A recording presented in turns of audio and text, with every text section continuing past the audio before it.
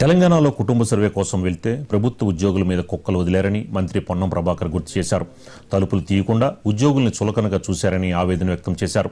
3.1% మంది యువకుంటే ఆందోళన చెందాల్సిన అవసరం లేదని మంత్రి లైట్ తీసుకున్నారు.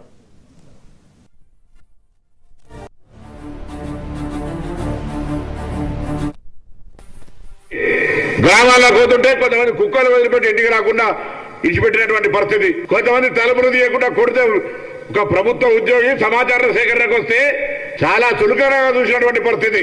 3.1% ఇట్స్ మైగ్రేషన్ ఆర్ చేంజెస్. కొంతమంది నిరాకరణ ఇయ్యంపో ఎప్పుడు కానీ సమాజంలో అతివాదులు మితవాదులు లేకపోతే ఇట్లా రకరకాల వ్యక్తులు ఒక 2-3% సంబంధించి పెద్ద ఆందోళన చెందాల్సిన అవసరం లేదు.